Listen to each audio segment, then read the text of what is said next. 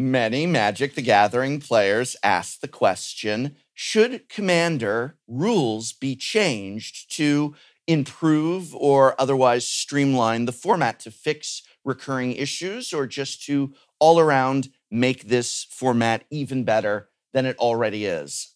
This has been a hot topic of discussion the last several weeks, and we are going to discuss it here. But what I think distinguishes us a little bit is that we have member of the Commander Advisory Group, Olivia Gobert-Hicks. Whoa. Someone who has some actual say. You're not on the Rules Committee. And I like stressing this. You are an advisor to the Rules Committee, but they do listen to you. Your thoughts mean a little bit more than, say, mine. And so that's why I'm excited to have you here. And I want to talk about some of the bigger rules changes to Commander that have been discussed in recent weeks, and just hear your thoughts, those that you can share. I assume there's nothing that's off the table. You don't work for WotC. I don't. I know. That's the interesting thing about Commander is WotC doesn't actually control it. The Rules Committee does, and the Rules Committee does take advice from the advisory group. So, Advisor Gobert-Hicks. Oh, boy. Number one, and this was, I think, one of the most contentious out of all of them, is the idea of changing the rules of hybrid mana and hybrid cards. Right. So there are cards such as Boros Reckoner, which require red or white in order to cast it. And that means that it is counted as a red and a white card. Right. Its color identity is red and white. And therefore, you cannot put it in a deck whose commander does not have both color identities. Right. Some people say this is intended as red or white. Therefore, it should be able to be put into a commander whose color identity is one or the other, not both. What do you make of this? What do you make of hybrid mana changes? I'm not quite sure yet. Yes. There are, I think, a lot of cards that don't make sense. Let's say Risk the Redeemed, green and white color identity, even though it's technically a green or a white card. Well, but it counts as a green and a white because a card that affects green affects Reese, and a card that affects white affects Reese. Right. If I cast Reese using only green mana, the card that affects white still affects Reese. Right. So I don't understand right off the bat this idea that hybrid was always meant to be one or the other, because it has always been both. Yeah. You can use one or the other to cast it. Exactly. But it opens up, and so would Reese be mono green as a commander if we changed the rule? Or would it be mono white? Would you have to choose? I don't know. It's definitely, it seems like a very strange change to me. I think so too. And it's, using Reese as springboard for this. So what happens if you want to play Boros Reckoner in that deck? Can you now? Can you play cards that are Boros? Because maybe you said, Reese is my white commander, and Boros Reckoner is a red and white card, but they share that color. Right. So now I can have access to basically 3? Well, if they have... Or I can bring in white-black. Right. I can make it just really a 5-color deck because I'm using the white that they all have in common. Right. I mean, that seems kind of hairy. So, right.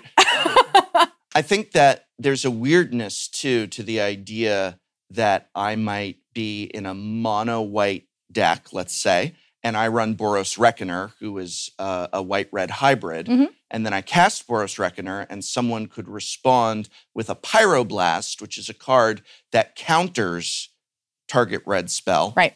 And I, in mono-white, then get a spell countered by a spell that counters red spells only. That's a little weird as well, I think. I feel that there's only 2 main arguments for this, which is, let's say, the player argument. And the players, and I mean, obviously I'm not speaking for all players everywhere. Of course not. Well, but I'm the larger player commander. argument that I've heard anyway, and feel free, there's many sides to this, but the larger player argument is why restrict my deck building? I want to run these cards. It opens up creative deck building, less of a narrow, linear deck build. I'm all for less narrow, less linear deck building, but I would also offer that the restrictions can breed creativity, that having these restrictions is part of the fun of Commander. You can only have 100 cards. You can only have cards in your Commander's color identity. Well, why do we not just let you run any cards of any color and have any commander you want? That could be cool too. And that could lead to some really cool, interesting, different decks, I'm sure. But that's part of like, well, we're going to play with restrictions. And so restrictive deck building can be part of the joy of Commander. From the design perspective, what we've heard is that it is causing difficulty in designing for Commander cards with the hybrid mana rules as they are. To which I'd say, just design cards for Standard and we'll have fun with them. But I mean, and that's what it always has been in Commander up until fairly recently. I mean, it was working with cards that, again, were never supposed to interact with each other, that weren't being built around that format. They were meant for something else entirely. And then it was creatively assembling them into a 100-card deck that did something they never could have in any other format. So hearing well, we can't design for Commander, it's like, Commander doesn't always need to be designed for. Yeah. Part of the fun and the creativity and the joy in deck building these is, again, finding things that weren't meant to just immediately synergize in this format. And being able to see interactions that were never supposed to occur and being able to bring them in that way.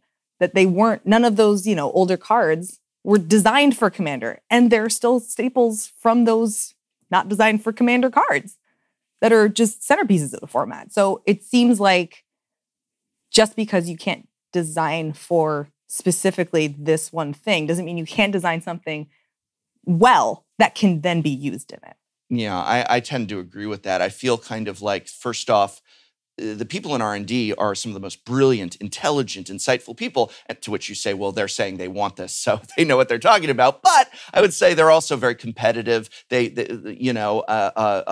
Players who they're looking at, white in Commander doesn't have this. We'd like to give it. It would be in a white-red hybrid card, but we want people to run that in a mono-white or a white-green Commander. And I just feel like if you can't make it work as just a mono-white card, then don't worry about it. Focus on Standard, focus on Draft, and we will take from that and we will figure out how to make it work. And it's okay, I think, if there's something that white just doesn't do well. Maybe look at the larger picture of white. But it's like, maybe it's okay if white just doesn't do this well, but give it something else that it does well. Right. You don't want all the colors to be the same anyway. Well, what fun is that? And that's not the point of the pie, or having these different color identities in Commander, or just having the colors different as they are. Right. So to circle back on it, hybrid mana is probably the one thing I have the least surety on. And so I certainly don't want to take a very hard, firm line in the sand. It should be this or it shouldn't be this. Right. Having never had to compete with that either in my deck building process or in a game. But no one has. It's been like that since the very inception of the format. Well, then. So no one, this was not a change that was made and now we're changing it back. This has been that way since the inception of the format. Obviously not everything since the inception of anything. Right. I mean, goodness, we fix things and that's the idea, but. I guess since it's never been this huge stumbling block for me. Right. I don't have a really strong pull to why it needs to change. Yeah. At no point in time have I been like, I can't, like I said earlier, I can't make this deck work without this one hybrid mana card. Right. That's part of the restriction. That's part of the deck building process. And it's just like, okay, that's just what it is in this format. I take it from there. It's like, these are my parameters. And now I have to figure out how to fit best within them. Right. I tend to agree. I'm open to hearing more about it, why it should or shouldn't, but I genuinely can't say I have a hard and fast, it must be this way, it must not be this way on hybrid mana. I would incline to just keep things as they are right now, would be my opinion. All right. The next thing that has been discussed is, what about removing the 100 card limit and that you can have more, or the 99 card limit plus Commander, and have as many cards in a Commander deck as you like? This is something that has been discussed largely around the card Battle of Wits, which is an alternate win condition. Battle of Wits, at the beginning of your upkeep, if you have 200 or more cards in your library, you win the game. You can't win with this card Well, you can't use it in Commander because it won't ever work. You can use it. I mean, yeah, it's not banned, but right. you can't have more than 100 cards. So you can't, the idea is I want to build a 250 card deck, 300 card deck, a 200 card deck. Well, not 200. I need 200 or more. 200 maybe. Well, what about stuff in my graveyard? And you need at least to try, you got to find it. You got to be able to cast it. Right. So you're going to make tutors, blah, blah, blah, blah, blah. I don't know. 200-ish. I don't know what the proposed Commander Battle of Wits deck is, but people have said, why do we have to restrict to 100 cards? Why do we have to restrict to 100 cards? Why can't I'm on the rules committee. I can't answer that question. Right. You're not on the rules committee. You're the advisor. What do you think about removing the 100 card limit? Why? So I could play Battle of Wits. Ask your friends. Build the Battle of Wits deck and then be like, guys, I want to try this out. It's going to be fun. Right. Promise. Yeah. Problem solved. This just seems like I could understand. You don't know. Actually, you're already getting it's 100 card singleton. Yeah. That's a lot of options. And I'm sure people have formulas for how many lands you're supposed to run. I don't know. I just put lands in a deck until it feels like there's enough. And sometimes there still isn't. But if you want to build a Battle of Wits deck, just do it. And ask people when you pull out your stack of 250 cards, hey, you guys mind if I just give this a shot? Right. See if you can stop me. It's Arch Enemy. Let's play Arch Enemy. It's a race to see who gets there first. Can you stop me from doing this? Or am I going to win? Yeah, I think there's a big, in a lot of this, I think there's a big discounting of the idea that Commander is a format where you should be talking with and friendly with. It feels like there's this idea of like, well, my play group would never let me, or this, we have to force, and geez, who are you playing with? Like sit down and say, this is a fun deck I made, want to see what it does. Yeah. I want to see what it does. Let's have fun, shuffle up, get a game. Ask your people, hey, can we all just build something stupid that normally we wouldn't play? Right. Is there a reason not to remove the 100? Like, is there a reason not to remove the 100 card limit? It feels like a corner case. Yeah. And I don't know that I would advise, in my capacity, that I would advise that we make all the rules based on corner cases. Mm-hmm. Sometimes things just aren't going to work. Right. That's okay. Yeah. Not everything has to work. Not every single card has to work exactly the way you want it every time. That's just not how this game goes. Or this format, which is Commander is an inherently broken format. Absolutely. That might be what drives a lot of people a little crazy and obsessed with it is it's like we want to make it work. Right. But you can't make it work. And that's okay. Sometimes things just don't work. You can have fun with it, but it's inherently broken. It's like that. What was that card, that combo you posted that someone else had put on? You asked about like crazy, ridiculous. Somebody asked about ridiculous combos on Twitter. And it was the City of Solitude to Fairies Protection. And it was a black card. And it was run in Asban where basically, it was the Consuming Vapors or something, where you can counter something by just taking another turn. Right. And you just do it a hojillion times to Fairies Protection yourself out. And just wait until everybody basically mills themselves out before you take your next turn. Right. That's ludicrous. But why not? That's the point of this. That's broken, and those cards were never supposed to see each other out on the battlefield. But why not make it a ridiculous deck?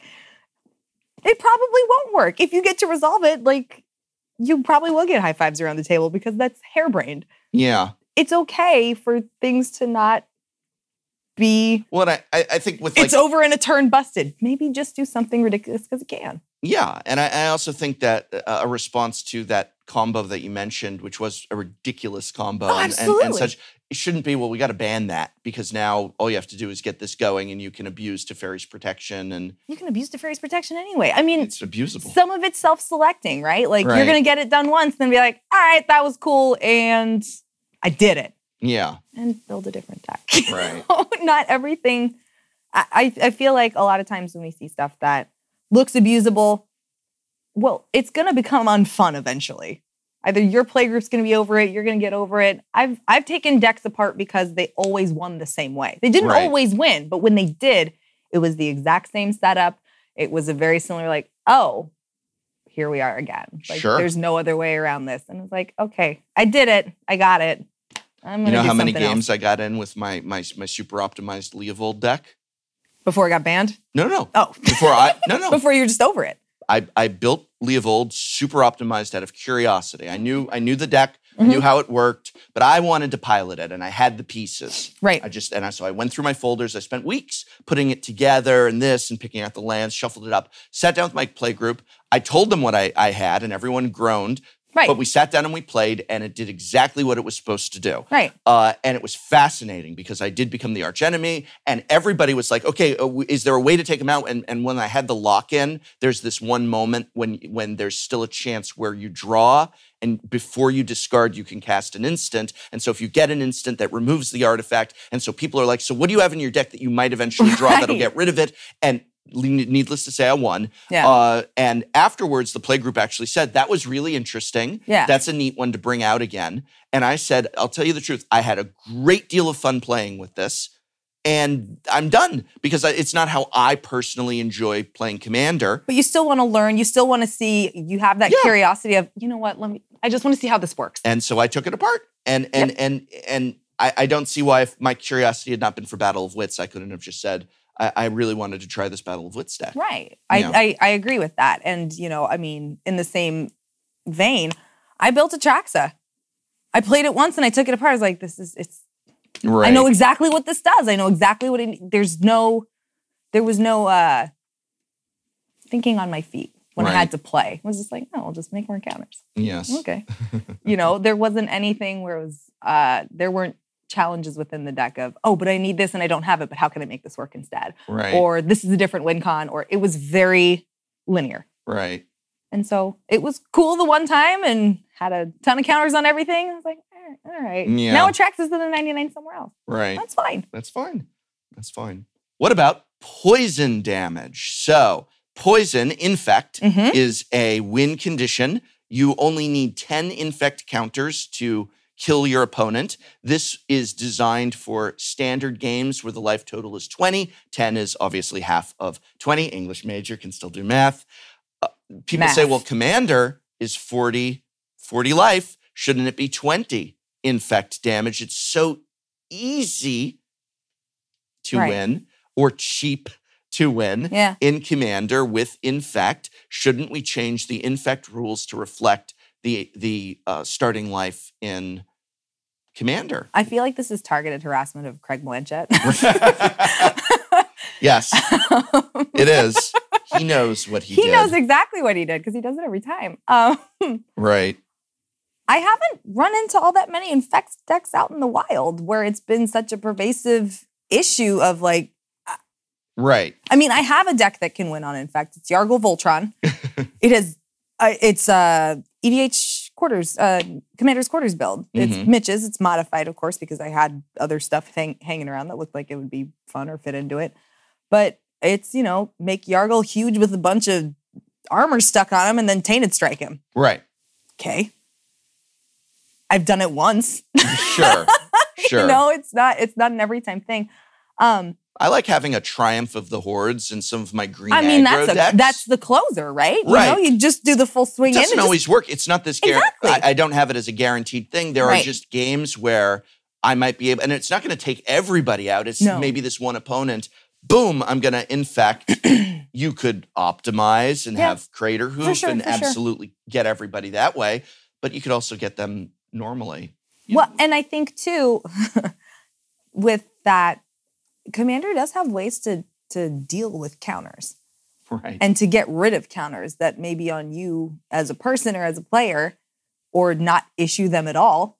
I think, what is it? The card from Hour of Devastation, Solemnity? Players can't get counters. Right. Yeah, sure. Play infect against me. What do I care? If you are there's avenues that it can be dealt with. If you are really upset about losing to infect all the time, you can put a Solemnity or a Malira. Oh yeah, you can't get poison counters. Right, can't get poison counters. There's some avenues. It's hard. There's not a lot of options. What if I'm in that's true. Red black? There's not a lot of options for it. But is it really cheap that you're winning with 10 poison? Is there an argument to be made against changing it? Like, what happens if we change it? What does it do? I mean, I don't, if we change it, it just makes it harder to win with Infect, right? I don't know that, I mean, is it a format warping problem? I guess that, yeah. Are we really seeing all these decks with Infect just running rampant where it's just too easy to win? Who's your Infect commander? Skittles? Like that's it. That's all you got for an Infect commander. Most decks are not going to be Infect pure. It's just more like there's an Infect option. Yeah. You got a Poisonous Sliver in your Sliver deck. But there's options for all kinds of win cons and all sorts of other decks. You can, I mean, if you're running Xenagos, sure. Right. Double him and swing in with Trample. Maybe you can get that 21, and that's a one-hit commander kill. Right. But we're not going out banning all the commanders that could get pumped to size in one turn and knock somebody out. Right. Yeah. I could see the merit of it getting bumped up. I haven't seen any like super compelling, all-consuming, the format is dying because it's infected. Right. Sort of reason. Is that what the cause would have to be? Like, so I'm actually now curious as we've been having this discussion. Yeah. What would get your attention where your advice might be, hey, maybe we do need to reconsider Infect? Does it have to get to the point of like the format is itself dying to Infect? Or how big and how prevalent does a problem like Infect wins have to be before you start saying, wow, yeah, we should my really advice, look at this. Yeah, look at this. Take a look at this, Sheldon. I would say, I mean, not to certainly, and I'm not in like a making light of it way, but it's almost the same way like that Flash is getting unrelenting, unceasing. Please do something about this. Please do something about it. Like it's pervasive, honestly. Dare I ask if your advice was to ban Flash or not? I have not been asked about my. Nope. You don't want, that's fair. You abstain from saying your opinion on it. That's fair. Well, the larger part, and I've actually spoken to, I think, at least Jim from Spike Feeders, and I want to say a couple other people in that community, and some CDH folk. And I'm like, you know what? Honestly, I have no idea why this is a problem. And this was, a little while ago. I was like, walk me through what the issue is here. Right. I don't play CDH. Right. I am not in, when you guys say Flash Hulk, I hear two words that are going together that you say are a problem. Genuinely, honestly, like walk me through what the big issue here is here. So more than one CDH player was like, I'm happy to. Thank you for listening. And sat me down and was like, here's why this is an issue. And here's why it's basically unstoppable and why it's a scourge on the format. Not everybody agrees with that. That's fine. But they had a very well, like, when this comes out, this is pretty much the order of operations. And if more than one person's running it, maybe somebody else is going to take the win from you because they're going to flash out and stuff instead. And, it took me through the whole thing. At that point, it's like, yeah, I see how this could really suck if this is one of the biggest, most powerful and pervasive ways to win. And it's almost, from, what I heard, it almost sounded like it was a guarantee that, like, if you sit down to CDH, there is a likelihood that someone is running this. Mm-hmm. That feels really homogenizing. That feels very... Right. So when it gets to the point where Infect is as good as Flash, that's when maybe we need to look at changing I don't know the if rules. as good as or anything like that is the right combination of words for this. Make all the faces section at the camera of that this you want. video. You can do that. All I'm saying is that that's kind of the level where... Sure. Again, as an outsider on CDH looking in, being like, this is coming up basically nonstop. Right. Please tell me what your experience is, why I'm constantly hearing about this. Like, I genuinely want to know. Right. It's, I do not know everything about Magic. I do not know everything about Commander. There are all kinds of metas I don't play. There are archetypes and, styles of play I do not partake in. So I'm not going to pretend to be an expert and say that. Yeah. I mean, my job is Commander advisory, as in I talk to other people too. Yeah. And bring that in. So there are plenty of things where I'm more than happy to have like a nice sit down discussion. Like, tell me why this is such a problem and why it's not just your play group, but you've gone elsewhere. Where else have you seen this? Has this been a problem? Like, if you're someone that does go to tournaments and, when you scrub out of main or you just show up for side events, every time you get in another pod, you're seeing this card or you're seeing this combo. Give me context beyond I don't like it in my playgroup, and I don't like people using it against me. Because that's... I feel like that's good criteria, actually. I also feel like there might be a propensity. Magic players are very smart, and though we are red mage emotional at times, we also have very analytical minds. Yeah. And I think that for a lot of Magic players, it may not be that Infect is such a widespread problem, but that when they look at it, there is an illogic. 10 Infect, Fair. 20 life, 21 40 commander life, damage. 20, yeah. Yeah, And exactly. and so it's they feel like it's not so much that, Infect is just giving me the same problems as Flash in the CEDH community, but rather it's more just like, look. It seems like logically it doesn't fit. It's like the other night you were going through my binders and you wanted to readjust where I had cards not in a line. And so you started taking out cards and putting them in a proper, pretty line. Right. And I feel like that might be what we're hearing with Infect, where it's more of a like, no, just line this up. 40 life, 20 Infect, 20 life, It's just 10 Infect. It all makes there you sense, go. right? Now it makes sense. Everything in its place.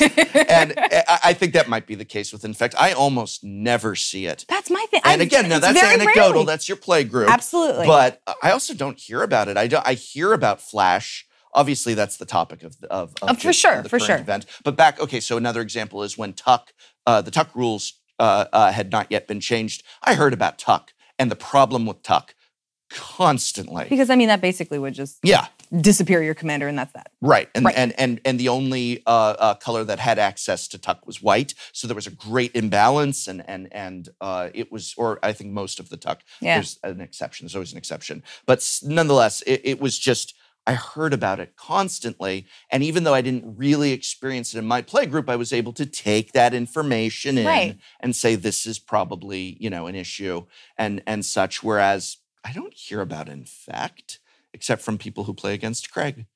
Right. Yeah. And I mean, I played against Craig multiple times, but I know better. He tells me exactly what's happening the second he sits down at the table. It's like, Craig, I made the man a ring with the Phyrexian symbol on it. Like, I know he's going to play Infect against me. There you go. I don't have any questions. I know what I'm getting myself into. On this next one, I actually want you to help me out a little bit because we're See talking. what I can do. You can only do so much. That's true. Professor, I can only help you so much. Commander death triggers. Right. What is the issue with this? I understand it, but I want to hear it told to me using different words because I don't play any of these commanders. And so we're talking about a system in the rules that does what? What is the commander death trigger issue? So commander death triggers are, let's talk about Elenda, who would be the premier aristocrat's commander if she worked with commander death triggers the way people assume or want her to work. Right. So she amasses counters every time something dies. When she dies, she makes that many vampires. Right. But she has to die.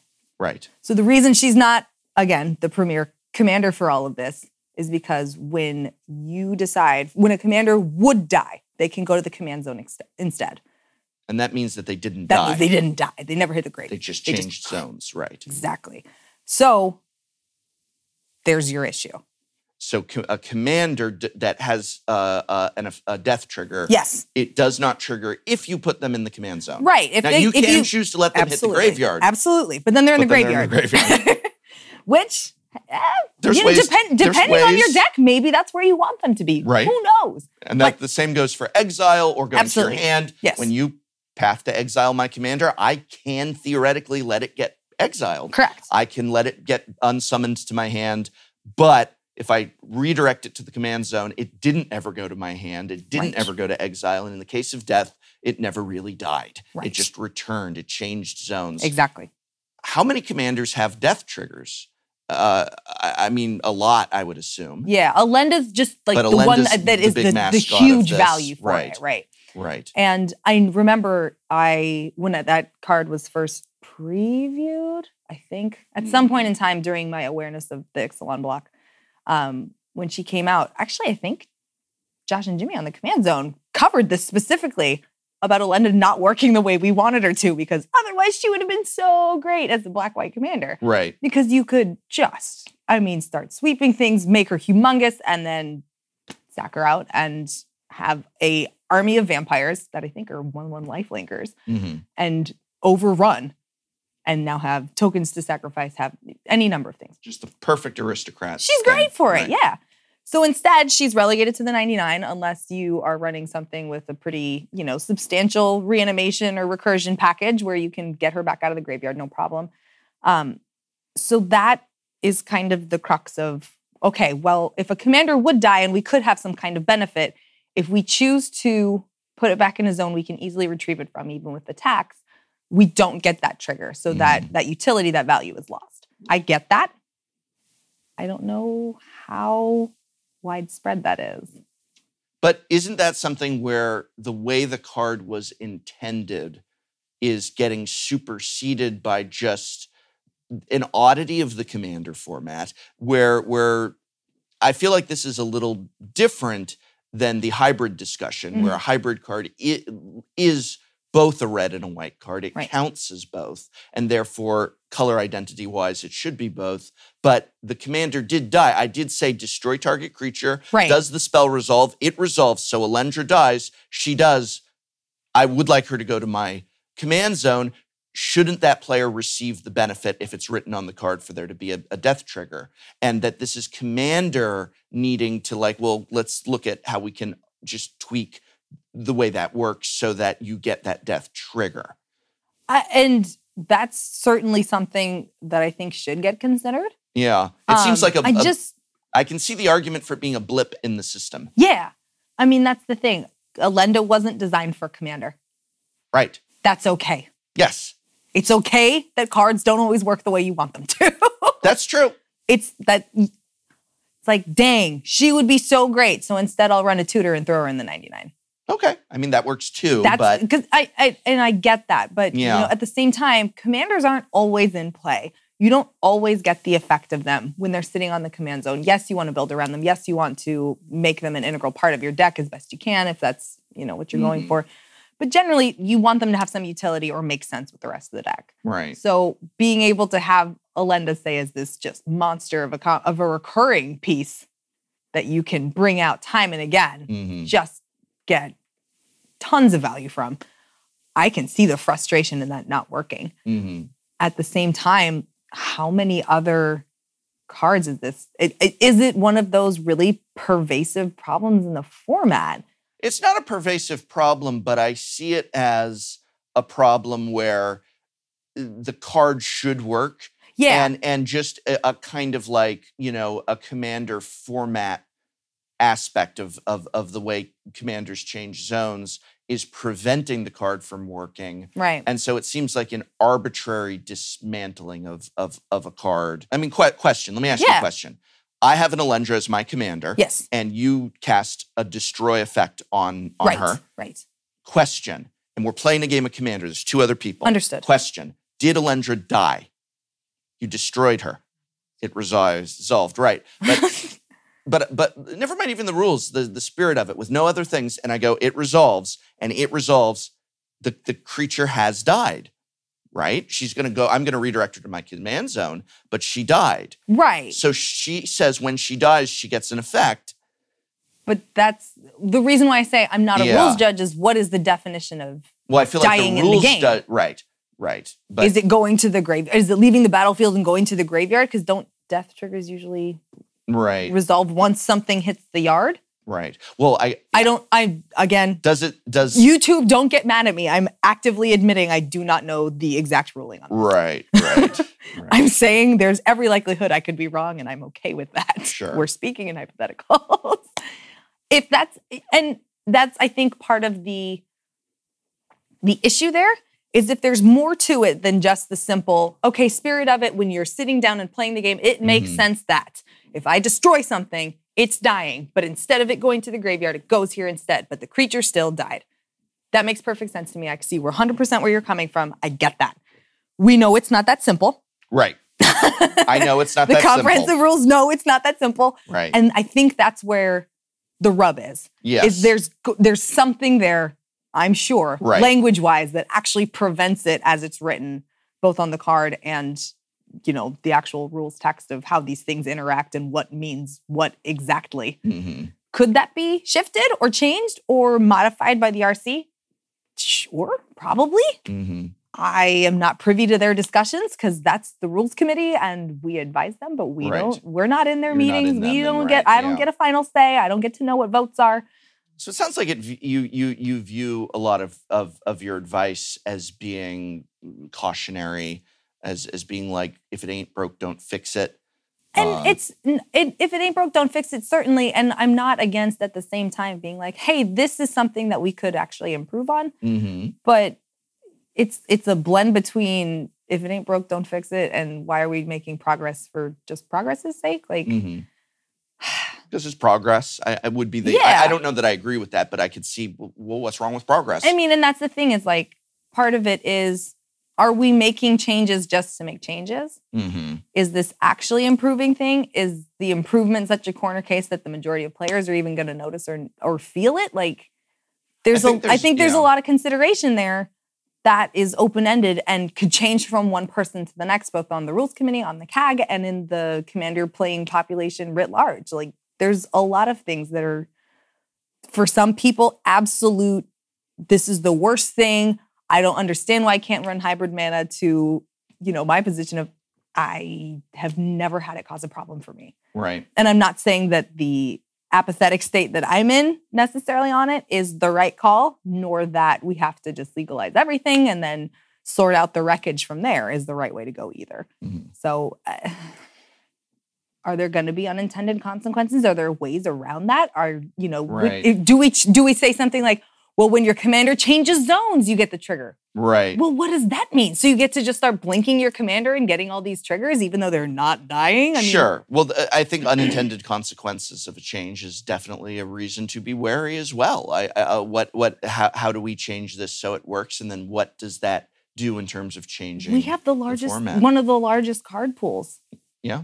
Unintended consequences are very, very real and likely in this. Like, there's all kinds of stuff that maybe we're not thinking of because it hasn't been brought up because it's never worked before.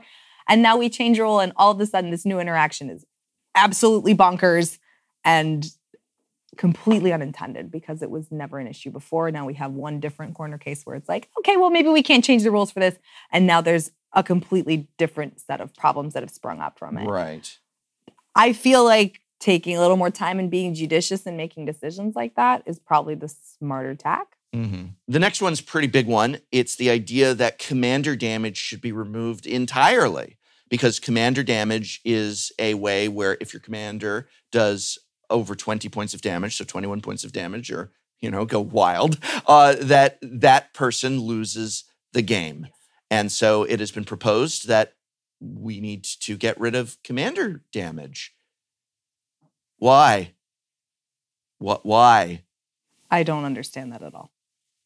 I really. This one really stupefies me. I mean, this is an integral part of the format, but I feel like all of these are integral parts of the format. I mean, that's kind of my biggest takeaway from some of this too. It's like winning with 10 infecting commander is part of the charm of commander. Not being able to play hybrid cards is part of the charm of commander.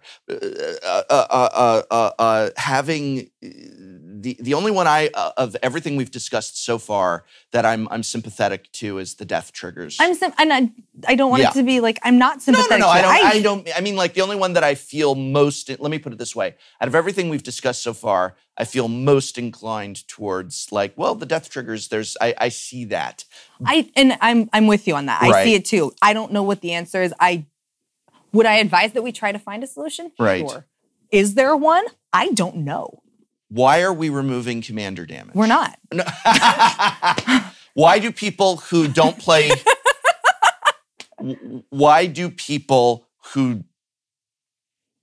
Why are there now some voices from some sources saying that commander damage should be eliminated? I have no idea. Yeah. I've said it countless times at this point. My very first Magic game ever was Commander. Commander is the reason I exist in Magic in any capacity. Right. I don't play anything else. Well, that's not true. I draft Battlebond and stuff. But Commander is the reason I'm here. Right. It was not hard to grasp. Hey, there's a stack of 99 cards. This is your deck. You play with this. This one is special. It's outside your deck, and it has special properties. If it comes in and does more damage or a certain number, you're out. Okay. I don't understand what's difficult about it. If you don't want to keep track of it, fine. Let your opponent keep track of it. And then when you die to 21, you didn't realize because you weren't counting. Well, okay. I don't understand.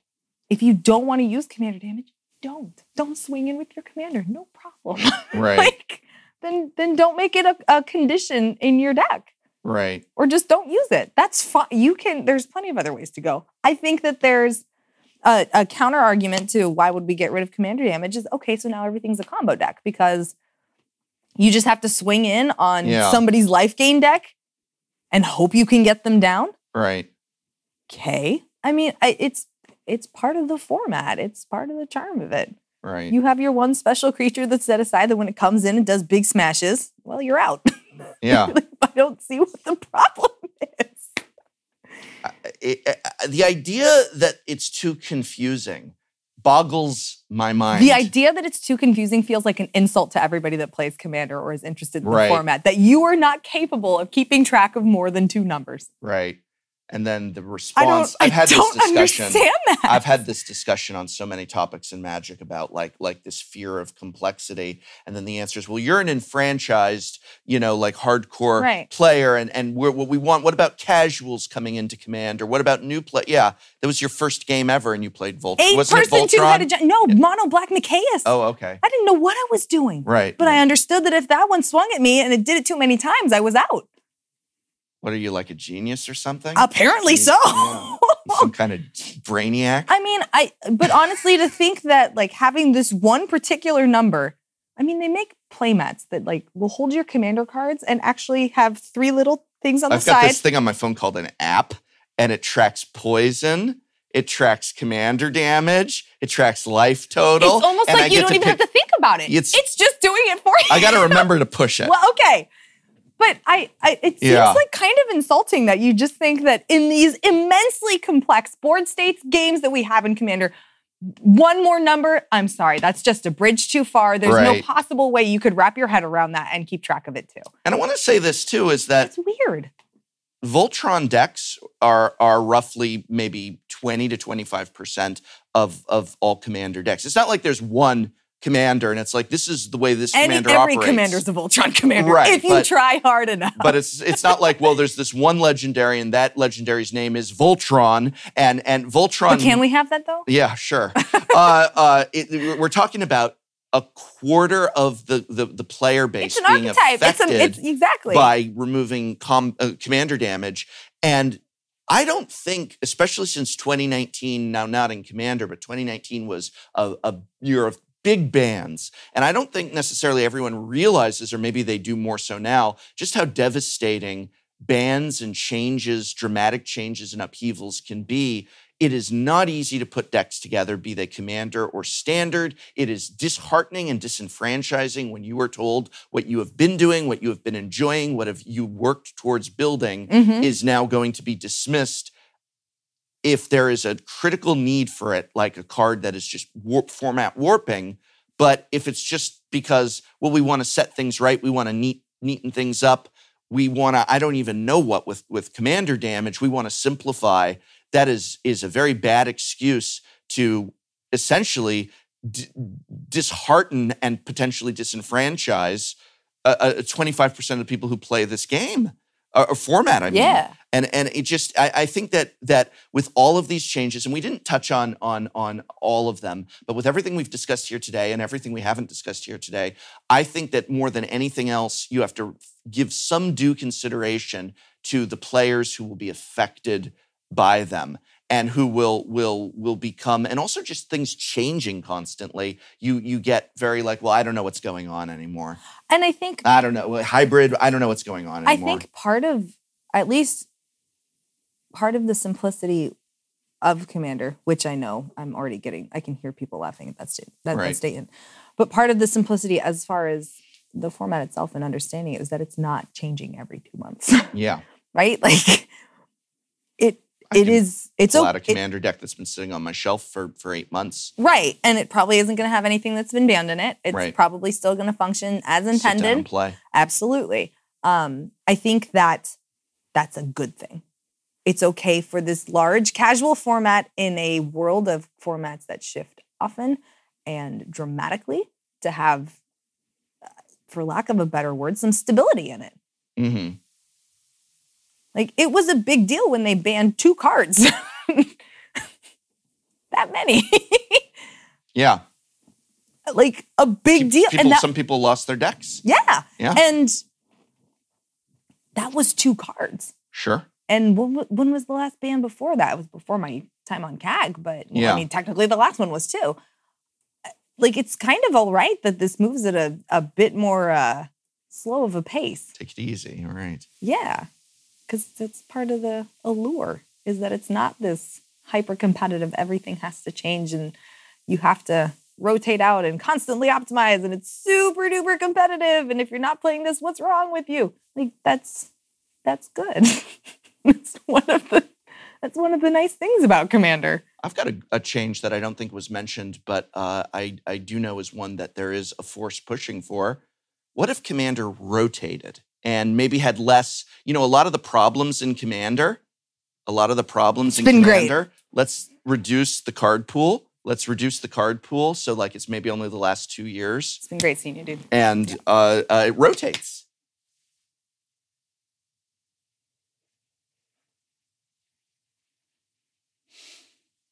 And you only play it on Wednesdays. Can you stop?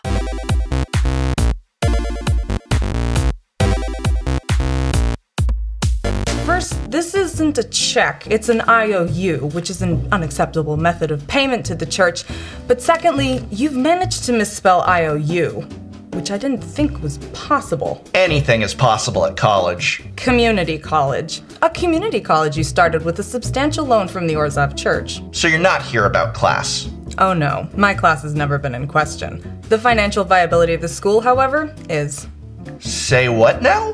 Mr. Professor, 5 years ago you took a high-interest loan from the Orzhov Church to start this community college dedicated to all things Magic the Gathering. I'm here to audit you, not a class. High interest? Loan? Mister? Indeed. Let us begin.